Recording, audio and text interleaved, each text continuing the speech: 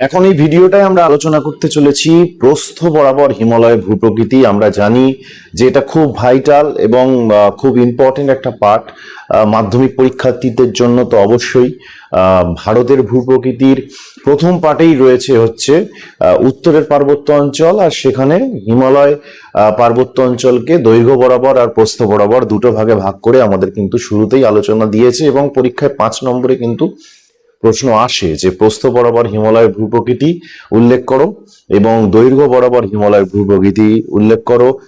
সেক্ষেত্রে আমরা পশ্চিম হিমালয়, পূর্ব হিমালয়, মধ্য হিমালয় সেগুলো আলোচনা করি দৈর্ঘ্য বরাবরে। এখন আমরা প্রস্থ বরাবর হিমালয়ের ভূপ্রকৃতি অর্থাৎ উত্তর থেকে দক্ষিণ পর্যন্ত হিমালয়কে কটা রেঞ্জে আমরা দেখি এবং কোথায় কতটা দৈর্ঘ্য আছে, কোন কোন রাজ্যের উপর দিয়ে বিস্তৃত, খুব ইম্পর্টেন্ট কিন্তু এই ভিডিওটা হতে চলেছে। কনসেপ্ট ক্লিয়ার করতে হবে, তাহলে কিন্তু পরীক্ষার খাতায় আমরা দু কথা লিখতে পারবো, ডায়াগ্রাম ইউজ করতে পারবো, শর্ট কোয়েশ্চেন গুলো কিন্তু ম্যাপ পয়েন্টিং গুলো ঠিকঠাক করে করতে পারবো। তাই কনসেপ্টটা ক্লিয়ার করতে হবে যে প্রস্থ বরাবর হিমালয়ের ভূপ্রকৃতিতে আমরা যাচ্ছি। তো আমরা জানি যে পৃথিবীর মধ্যে অন্যতম নবীন ভঙ্গিল পর্বত, আমরা পৃথিবীর উচ্চতম নবীন ভঙ্গিল পর্বত জানি হচ্ছে হিমালয় পর্বত, এবং পৃথিবীর তৃতীয় দীর্ঘতম নবীন ভঙ্গিল পর্বত বা ভঙ্গিল পর্বত কিন্তু হিমালয়। প্রথমে আন্দিজ আছে, তারপরে রকি আছে দৈর্ঘ্যের দিক থেকে, আর হিমালয় হচ্ছে পৃথিবীর তৃতীয় দীর্ঘতম পর্বতশ্রেণী। এটি কোথা থেকে কিভাবে সৃষ্টি হলো এটা আমরা জানি, ক্লাসে 9-এ পড়েছি আমরা যে দুটো তত্ত্ব আছে। একটা মহীখাত তত্ত্ব, যে হিমালয় যেখানে এখন আছে সেখানে টেথিস মহাসাগর বা টেথিস সাগর ছিল, তার একদিকে অঙ্গার ল্যান্ড একদিকে গন্ডোয়ানা ল্যান্ড, এবং সেখানে মহীখাতের সংনমন বলের প্রভাবে সেখানে জিওসিনক্লাইন থিওরির যে বলগুলো রয়েছে সেগুলো প্রবল পার্শ্বচাপের ফলে মহীখাতে দিনের পর দিন পলি যখন জমা হচ্ছে, এই শিলায়নের ফলে বা সংনমন বলের ফলে ভাস্কর্য পর্যায়ের ফলে সেখানে হিমালয় পর্বতের সৃষ্টি হয়েছে। এছাড়া পাত সংস্থান তত্ত্বে যেখানে আমরা জানি যে ইউরেশিয়া পাত ভারতীয় পাত সংঘর্ষ করে কিন্তু প্রবল সংনমন বলের ফলে এই হিমালয় পর্বত সৃষ্টি হয়েছে। মোটামুটি ভাবে আমরা এই হিমালয় পর্বত কিন্তু একবারে সৃষ্টি হয়নি, প্রথম দ্বিতীয় তৃতীয় এরকম 3বার ভূ আলোড়নের ফলে কিন্তু সৃষ্টি হয়েছে। এবং কিভাবে কোথা থেকে কতটা বিস্তার লাভ করেছে আমরা জানি যে জম্মু কাশ্মীরের নাঙ্গা পর্বত থেকে আমরা অরুণাচল প্রদেশ জম্মু কাশ্মীরের নাঙ্গা পর্বত থেকে অরুণাচল প্রদেশে, আমরা জম্মু কাশ্মীরের নাঙ্গা পর্বত থেকে অর্থাৎ এই রিজিয়ন থেকে অরুণাচল প্রদেশে নামচা বারোয়া পর্যন্ত কিন্তু হিমালয় পর্বত বিস্তার লাভ করেছে। যে দৈর্ঘ্যের বিচারে আমরা এটা অনেকটা ধনুকের মতো, এবং এখানে গিয়ে হিমালয় পর্বত কিন্তু এখান থেকে বেঁকে এসেছে। সিনটেক্সচুয়াল বেন্ড বলা হয়। আমরা আঁকবো, এঁকে দেখাবো। তো হিমালয় পর্বতের প্রস্থ বরাবর 4টে ভাগে ভাগ করা যায়। প্রস্থ বরাবর হিমালয় পর্বতকে 4টে ভাগে ভাগ করা যায়।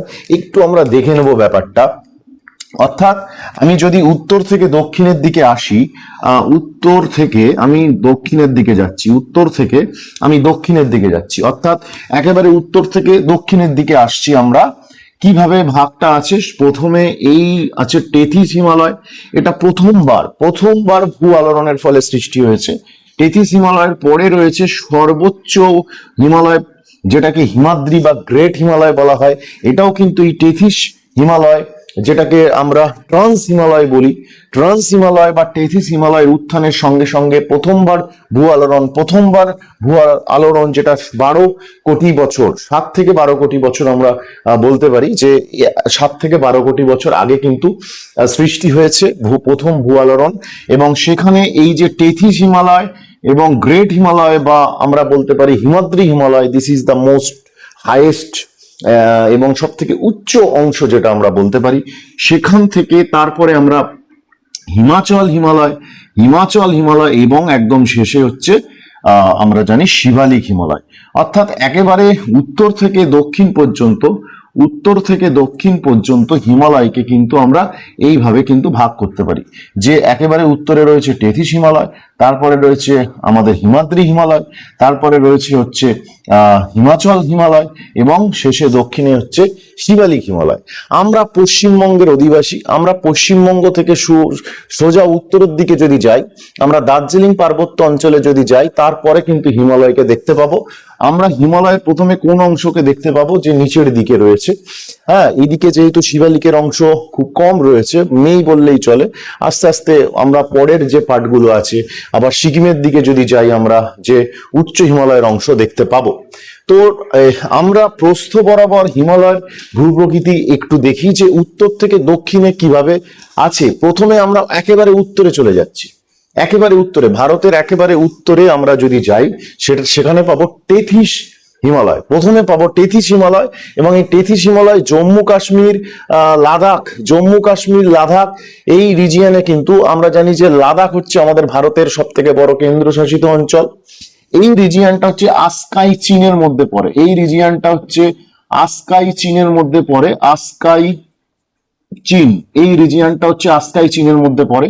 তারপর এই যে রিজিয়নটা, এখানে আছে কারাকোরাম পর্বত, এই জায়গাটায় আছে হচ্ছে কারাকোরাম পর্বত, কারাকোরাম এই জায়গায় আছে কারাকোরাম, এবং এখানে কারাকোরাম পর্বতের এই গডউইন আস্টিন, কারাকোরাম পর্বতের গডউইন আস্টিন, গডউইন আস্টিন বা এটা হচ্ছে K2, গডউইন আস্টিন বা K2, কারাকোরাম 2, গডউইন আস্টিন বা K2, এটা হচ্ছে আমাদের ভারতের সর্বোচ্চ উচ্চতম শৃঙ্গ। এই জায়গায় রয়েছে হচ্ছে জাস্কার, এই যে পর্বত রেঞ্জটা আমরা দেখতে পাচ্ছি জাস্কার, এখানে আমরা দেখলাম কারাকোরাম। এবং এই রিজিয়নটা, এটা খুব ভাইটাল, এখানে একটা প্রচুর বড় মালভূমি আছে, সুউচ্চ মালভূমি, এই মালভূমিটার নাম হচ্ছে লাদাখ, লাদাখ, লাদাখ মালভূমি। এবং এই লাদাখ মালভূমি কিন্তু আমাদের ভারতের উচ্চতম মালভূমি, লাদাখ মালভূমি আমাদের ভারতের উচ্চতম মালভূমি। এবং এই যে টেথিস হিমালয়, যেটাকে ট্রান্স হিমালয় বলছে, এরা পর্বত মালভূমি, পর্বত মালভূমি এগুলো নিয়ে কিন্তু প্রথমবার ভূ আলোড়নের ফলে সৃষ্টি হয়েছে।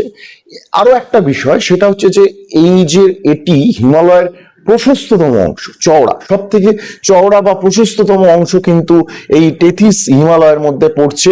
এবং এই টেথিস হিমালয় একটা বিষয়, যে এখানকার গড় উচ্চতা 3000 মিটার, এখানকার গড় উচ্চতা 3000 মিটারের কিছুটা বেশি আছে, কিছুটা কম আছে, এরকম গড় আমরা 3000 মিটার বলতে পারি, যে এখানকার গড় উচ্চতা হচ্ছে 3000 মিটার।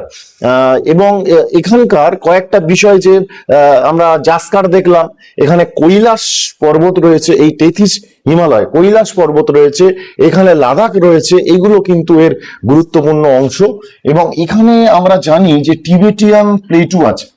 অ্যাকচুয়ালি এখানে আমরা দেখতে পাই যে কুয়েনলুন চলে যাচ্ছে এদিক দিয়ে, এই কুয়েনলুন আর এদিকে হিমালয়, এই কুয়েনলুন আর হিমালয়ের মধ্যবর্তী অংশে একটা বিরাট, পৃথিবীর সব থেকে বড়, the largest plateau in this world, Tibetan plateau, অর্থাৎ তিব্বত মালভূমি অবস্থিত, মানে পুরোটাই চায়নার অন্তর্গত, চীনের অন্তর্গত। তো এখানে হিমালয় পর্বত এবং কুয়েনলুন পর্বতের মিডিলে পর্বত বেষ্টিত মালভূমি রয়েছে, তিব্বত মালভূমি। এই হিমালয় পামির গ্রন্থি থেকে আসছে, কুয়েনলুন পামির গ্রন্থি থেকে আসছে, এগুলো আমাদের কনসেপচুয়াল বিষয়, এটা মাথায় রাখতে হবে। এই যে তিবেতিয়ান যে পার্ট, এটা রয়েছে ভারতের উত্তর দিকে। আমরা টেথিস পড়লাম, টেথিস হিমালয় অর্থাৎ ট্রান্স হিমালয় প্রথমবার হিমালয়ের উত্থানের ফলে সৃষ্টি হয়েছে।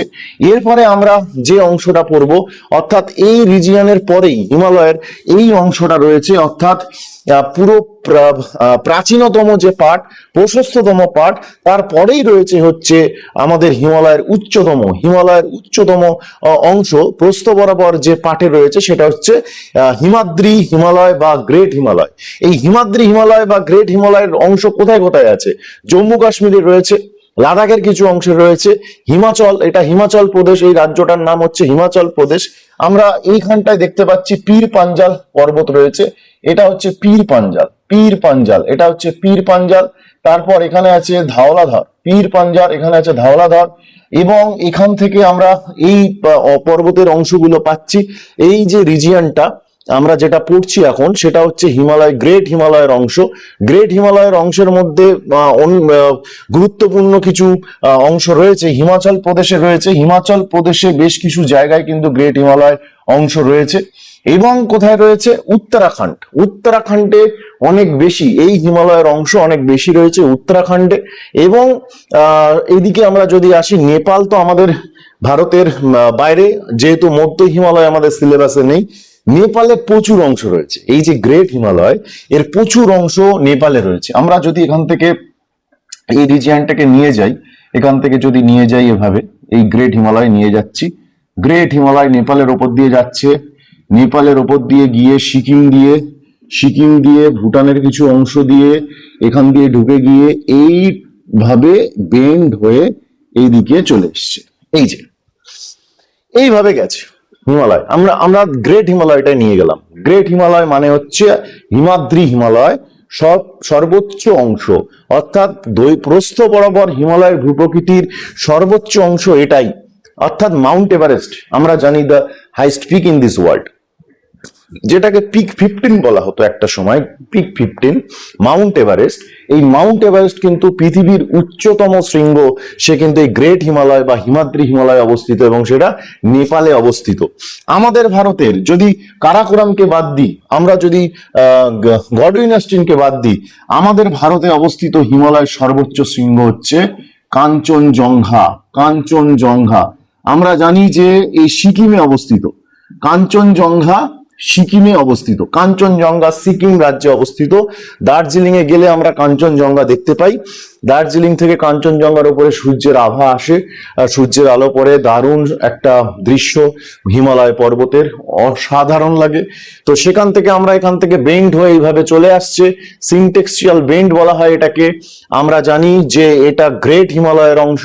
এইভাবে কিন্তু উত্তরাখণ্ডের উপর দিয়ে অনেকটা অংশ, হিমাচল প্রদেশের উপর দিয়ে অনেকটা অংশ, উত্তরাখণ্ডে উচ্চ উচ্চ পর্বত শৃঙ্গগুলো এর আছে। অরুণাচল, তাহলে আমরা দেখতে পাচ্ছি যে আমাদের সিকিমের ওপর দিয়ে, আমরা দেখতে পাচ্ছি অরুণাচল প্রদেশের উপর দিয়ে এই হিমালয়, অর্থাৎ এখান থেকে আমরা জম্মু কাশ্মীরের কিছু অংশ দেখতে পাচ্ছি, আমরা হিমাচলের কিছু অংশ দেখতে পাচ্ছি, উত্তরাখণ্ডের কিছু অংশ দেখতে পাচ্ছি। এটা কিন্তু উচ্চতম, এটা কিন্তু উচ্চতম, এবং এর গড় উচ্চতা 6000 মিটারেরও বেশি। এর গড় উচ্চতা 6000 মিটারেরও বেশি, এবং এটা প্রথমবার ভূ আলোড়নের ফলে সৃষ্টি হয়েছে। টেথিস যে হিমালয়, তার সাথেই কিন্তু প্রথমবার ভূ আলোড়নের ফলে এই হিমালয়ের অংশ সৃষ্টি হয়েছে। তাহলে এভারেস্ট, মাউন্ট এভারেস্ট থেকে শুরু করে, এখানে কাঞ্চনজঙ্ঘা থেকে শুরু করে অন্নপূর্ণা, কেদারনাথ, এছাড়া তো মাকালু, নন্দা দেবী। এই যে নন্দা দেবী, এটা হচ্ছে উত্তরাখণ্ডে অবস্থিত। নন্দা দেবী উত্তরাখণ্ডে অবস্থিত। কামেট এখানকারই শৃঙ্গ। এই হিমালয়ের সর্বোচ্চ অংশ, অর্থাৎ প্রস্থ বরাবর হিমালয়ের সর্বোচ্চ অংশের অংশ নন্দা দেবী, কামেটেরা। এইদিকে কাঞ্চনজঙ্ঘা, মাউন্ট এভারেস্ট থেকে শুরু করে এই সমস্ত অংশগুলো কিন্তু সর্বোচ্চ হিমালয়ের অংশ, এটা আমাদের মাথায় রাখতে হবে। বেশ কিছু গিরিপথ এখানে আছে, যেমন শ্রীনগরে আমরা জানি যে শ্রীনগর থেকে লাদাখের দিকে যেতে এখানে বুর্জিলা বলে গিরিপথ রয়েছে। সিকিমে থেকে আমরা যদি সিকিমে যাই, সেখানে আমরা জেলেপলা, নাথুলা, সিকিমে যদি আমরা যাই জেলেপলা, নাথুলা, এই ধরনের গিরিপথ এখানে আমরা পেয়ে যাব। উত্তরাখণ্ডে রয়েছে ডুংরিলা। তো গিরিপথ বেশ কিছু ফেমাস কিন্তু এখানে রয়েছে। যেমন আমরা আরেকবার বলি যে সিকিমে রয়েছে হচ্ছে জেলেপলা, সিকিমে রয়েছে হচ্ছে নাথুলা, উত্তরাখণ্ডে আমরা ডুংরিলা, আমরা শ্রীনগরে লেতে পেলাম হচ্ছে বুর্জিলা। এই সমস্ত গিরিপথ কিন্তু এই হিমালয় এই অংশে, প্রস্থ বরাবর হিমালয়ের এই অংশে কিন্তু রয়েছে। তাহলে এই হিমালয়ের অনেকগুলো বৈশিষ্ট্য কিন্তু আমরা পেলাম। এটাই হচ্ছে সব থেকে উচ্চতম, এটাই হচ্ছে প্রথম ভূ আলোড়নের ফলে টেথিসের সাথে সৃষ্টি হয়েছে। এর গড় উচ্চতা 6000 মিটারের উপরে। এখানকার উচ্চতম কিছু শৃঙ্গের নাম বলতে হবে, এখান কোন রাজ্যের উপর দিয়ে বিস্তার লাভ করেছে সেটা আমরা দেখলাম। তাহলে আমরা 1 নম্বর পার্ট ক্লিয়ার করলাম টেথিস। 2 নম্বর পার্ট ক্লিয়ার করলাম, হিমাদ্রি হিমালয়। এইবার আমরা আরো দক্ষিণে আসছি, অর্থাৎ এইদিকে উত্তরে হচ্ছে টেথিস হিমালয়, আর দক্ষিণে এইদিকে দক্ষিণে হচ্ছে তোমার হিমাচল হিমালয়। তার মিডিলে আমাদের কোন হিমালয় ছিল? আমাদের হিমাদ্রি হিমালয় বা গ্রেট হিমালয়। এরবার যে হিমালয়ের অংশটা পাবো সেটা হচ্ছে তোমার হিমাচল হিমালয়। এবারে যে অংশটা পাবো সেটা হচ্ছে হিমাচল হিমালয়। হিমাচল হিমালয় আমরা এইভাবে ধরো, এখান থেকে নিয়ে যাচ্ছি হিমাচল হিমালয়কে, হিমাচল হিমালয় আমরা নিয়ে যাচ্ছি, হিমাচল হিমালয়। তাহলে কি দেখলাম আমরা? এখান থেকে যদি আমরা আরেকটা দাগ টেনে দিই তাহলে বুঝতে সুবিধা হবে। ধরো এই অংশটা আমরা নিয়ে গেলাম টেথিস হিমালয়ের মধ্যে, তারপরে আমরা পেয়ে গেলাম হচ্ছে হিমাদ্রি হিমালয়, তারপরে পেয়ে গেলাম হচ্ছে হিমাচল হিমালয়। এই হিমাচল হিমালয় কোন কোন রাজ্যের উপর দিয়ে আছে? আমরা হিমাচল প্রদেশে উত্তরাখণ্ডের কিছু জায়গার উপর দিয়ে আমরা দেখতে পাবো। দ্বিতীয়বার এটা মধ্য হিমালয়ের মধ্যে পড়ে। দ্বিতীয়বার ভূ আলোড়ন যখন হয়েছে 2 থেকে 3 কোটি বছর আগে, 2 থেকে 3 কোটি বছর আগে, আমরা 3 কোটি ধরে রাখতে পারি। দ্বিতীয়বার ভূ আলোড়নের ফলে কিন্তু এই হিমাচল হিমালয় সৃষ্টি হয়েছে। এর উচ্চতা কিন্তু এই যে আমাদের দৈর্ঘ্য বরাবর প্রস্থ বরাবর যে অংশ হিমাদ্রি, তার থেকে একটু কম, 3500 আমরা ধরতে পারি। অর্থাৎ আমরা যদি বলি উচ্চতার দিক থেকে 1 নম্বরে হচ্ছে গ্রেট হিমালয় অর্থাৎ হিমাদ্রি হিমালয়, 2 নম্বরে আমরা হিমাচল হিমালয়কে রাখতে পারি, 3 নম্বরে আমরা টেথিস হিমালয়কে রাখতে পারি, 4 নম্বর শিবালিক হিমালয়, অব হিমালয়, নিম্ন হিমালয় একেবারে নিচের দিকে দক্ষিণের দিকে। তাহলে মধ্য হিমালয় 3500 মিটার উচ্চতা, গড় উচ্চতা। এখানে 3 কোটি বছর আমরা দেখলাম। এই যে পীর পাঞ্জাল, এই যে পীর পাঞ্জাল, তারপর ধাওলাধার, এরা এই পীর পাঞ্জাল ধাওলাধার যেটা এখানে আঁকা রয়েছে, এই পীর পাঞ্জাল ধাওলাধার এখান থেকে শুরু করে এরা কিন্তু মুসৌরি, নাকটিব্বা এই সমস্ত পর্বত শ্রেণী পর্বত এই অংশের অন্তর্গত। অর্থাৎ এই পীর পাঞ্জাল থেকে শুরু করে এই পর্বত, পীর পাঞ্জাল পর্বত রয়েছে, এছাড়া এখানে ধাওলাধার পর্বত রয়েছে, মুসৌরি রয়েছে, নাকটিব্বা রয়েছে, এরা কিন্তু হিমাচল হিমালয়ের অন্তর্গত। খুব গুরুত্বপূর্ণ একটা বিষয় সেটা হচ্ছে যে এই যে আমরা দেখালাম সেটা হচ্ছে পীর পাঞ্জাল আর এদিকে জাস্কার। পীর পাঞ্জাল আর জাস্কার এদের মাঝে কাশ্মীর উপত্যকা রয়েছে, এদের মাঝে কিন্তু কাশ্মীর উপত্যকা রয়েছে।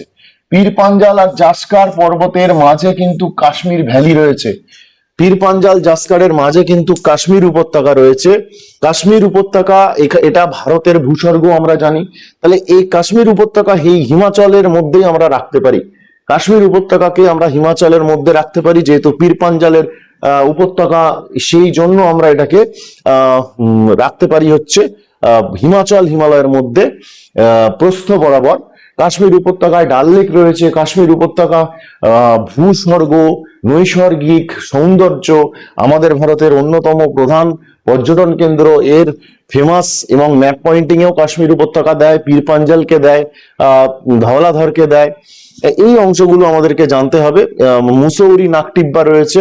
কাশ্মীর উপত্যকার পাশাপাশি হিমাচল প্রদেশে অবস্থিত দুটো উপত্যকা, কুলু এবং কাংড়ি। কুলু এবং কাংড়ি বা অনেকে কাংড়া বলা হয়, কুলু কাংড়া। তো এই কুলু উপত্যকা, কাংড়া উপত্যকা এরা কিন্তু এই হিমাচল প্রদেশে আছে, হিমাচল প্রদেশে অবস্থিত হিমাচল হিমালয়। এখানকার এবার যেটার মধ্যে ঢুকবো যে পীর পাঞ্জালের পাশাপাশি বানিহাল, এছাড়া তোমার জহর ট্যানেল, যেটা আমরা জানি হচ্ছে যে এশিয়ার দীর্ঘতম ট্যানেল, যেটা তোমার এই হিমাচল হিমালয় অবস্থিত। এই হিমাচল হিমালয় দুটো গিরিপথ, যে একটা হচ্ছে পীর পাঞ্জাল, যেটা শ্রীনগর জম্মুর মধ্যে রয়েছে, শ্রীনগর এবং জম্মুর মধ্যে পীর পাঞ্জাল গিরিপথ আছে। এছাড়া এখানে বানিহাল বা জহর ট্যানেল আছে, যেটা হচ্ছে এশিয়ার দীর্ঘতম এরা গিরিপথ। এই গিরিপথগুলো কিন্তু এই হিমাচল হিমালয়ের মধ্যে রয়েছে। তাহলে আমাদের কনসেপচুয়ালি প্রশ্ন মানে বিষয়গুলো মুখস্থ করতে হবে। এবার আমরা যে পাঠে আসব সেটা হচ্ছে অব হিমালয়, একেবারে নিচের হিমালয়, যেটা আমরা দেখাচ্ছি যে অব হিমালয়টা কোথায় আছে। অব হিমালয় আছে হচ্ছে তোমার এই রিজিয়ন, এখান থেকে শুরু করে এই রিজিয়ন বরাবর অবহিমালয়, এই যে অবহিমালয় যাচ্ছে এখান থেকে এই বরাবর, এইদিকে অবহিমালয়ের পার্ট কম আছে, এইদিকেই বেশি আছে শিবালিক হিমালয়। এটা হচ্ছে শিবালিক হিমালয়। এই হিমালয়টা হচ্ছে সবার নিচের অংশ, এটা হচ্ছে হিমালয়ের একেবারে নিচের অংশ, একেবারে দক্ষিণের অংশ, একেবারে দক্ষিণের অংশ। তাহলে একেবারে দক্ষিণতম হিমালয়ের অংশ হচ্ছে অবহিমালয়, একেবারে নবীনতম অংশ, একেবারে নবীনতম অংশ, এবং তৃতীয়বার ভূ আলোড়নের ফলে সৃষ্টি হয়েছে, তৃতীয়বার ভূ আলোড়নের ফলে সৃষ্টি হয়েছে এই শিবালিক হিমালয়। এটি কিন্তু নবীনতম অংশ এবং 2 কোটি বছর আগে, আমরা ধরতে পারি যে এটা 2 কোটি বছর আগে সৃষ্টি হয়েছে, এবং এটা সব থেকে সংকীর্ণ। যেমন আমরা পড়েছিলাম সব থেকে প্রশস্ততম হচ্ছে টেথিস, সেরকমই প্রশস্ত মানে চওড়া। প্রস্থ বরাবর হিমালয়ের সব থেকে প্রশস্ততম অংশ হচ্ছে তোমার টেথিস, আর সব থেকে সংকীর্ণতম অংশ হচ্ছে, সরু অংশ হচ্ছে কিন্তু শিবালিক। 600 থেকে 1500 মিটার এর গড় উচ্চতা, 600 থেকে 1500 মিটার, অর্থাৎ সব থেকে ডাউন, সব থেকে নিচু। তাহলে আমরা সব থেকে নিচু 4 নম্বরে কাকে পেয়েছি? শিবালিক হিমালয়কে। 1 নম্বর কাকে পেয়েছিলাম? 6000 মিটার গড় উচ্চতা পেয়েছিলাম। আমরা 2 নম্বর কাকে পেয়েছিলাম? হিমাচলকে, যেখানে 3500 গড় উচ্চতা ছিল। আমরা 3 নম্বরে কাকে পেয়েছিলাম? টেথিসকে, যার গড় উচ্চতা 3000 মিটার ছিল। তো এখানে কি আছে?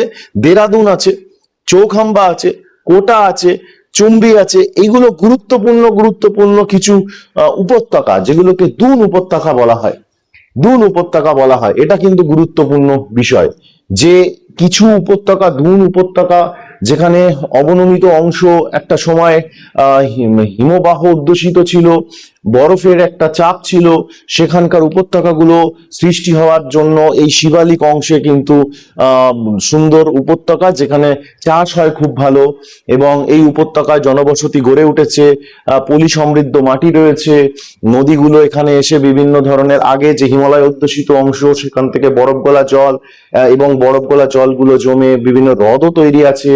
আমরা জানি সাততাল, ভীমতাল, নৈনিতাল যে তালগুলো আছে। এছাড়া নিচু উপত্যকা কিছু রয়েছে, উপত্যকাগুলোর মধ্যে এগুলোর নাম হচ্ছে তোমার শিবালিক হিমালয় যারা রয়েছে তারা দুন উপত্যকা।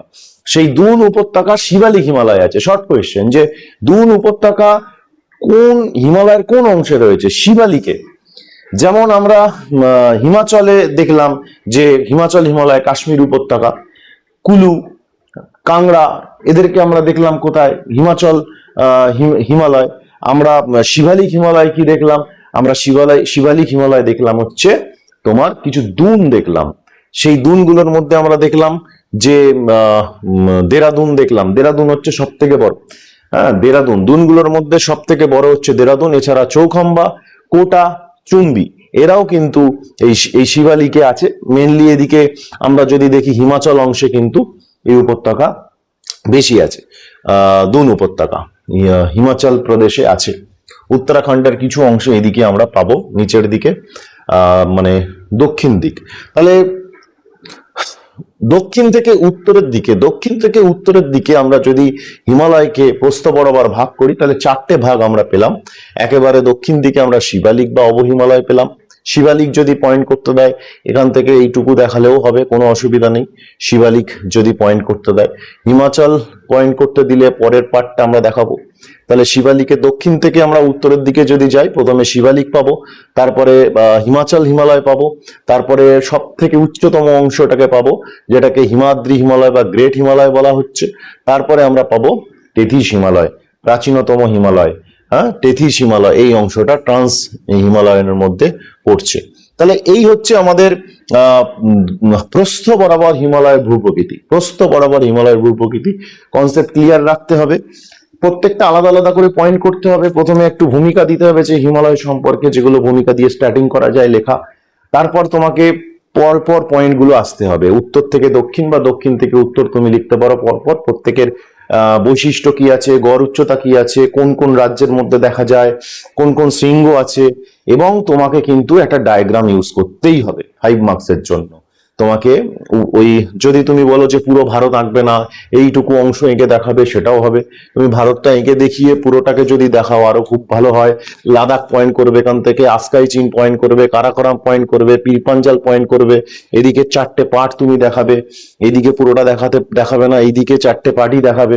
এদিকে গ্রেট হিমালয় দেখালে, হিমালয় দেখালে। এইবার বিষয়টা হচ্ছে কয়েকটা শৃঙ্গ তুমি দেখাবে। তুমি কারাকোরামের গডউইন অস্টিন দেখাও, এখানকার কাঞ্চনজঙ্ঘা দেখাও, নন্দাদেবী দেখাও, নাঙ্গা পর্বতটা দেখাবে। তুমি এদিকে নামচা বারোয়া দেখাবে অরুণাচল প্রদেশে। এদেরকে দেখিয়ে সুন্দরভাবে তুমি রিপ্রেজেন্ট করো, আশা করি তোমাকে 5-এ 5 দেবে। এরপরের যে পার্টটা আমরা বোঝাবো সেটা হচ্ছে দৈর্ঘ্য বরাবর হিমালয়ের ভূপ্রকৃতি। এবং ডেসক্রিপশনে এই তোমাদের পাঠ্য বইয়ের বিভিন্ন চ্যাপ্টারের উপর কিন্তু তোমার কনসেপচুয়াল ওয়ান শট এক একটা চ্যাপ্টারের উপর ডেসক্রিপশনে রয়েছে, সাজেস্টিভ কোয়েশ্চেন রয়েছে, অনেকগুলো ভিডিও লিংক ডেসক্রিপশনে রয়েছে। অবশ্যই সেগুলো দেখো, সেখান থেকে কনসেপ্ট ক্লিয়ার করো এবং সাজেশনগুলো ফলো করো। আশা করি তুমি জিওগ্রাফিতে 100 টার্গেট রাখতে পারবে। ভালো থেকো।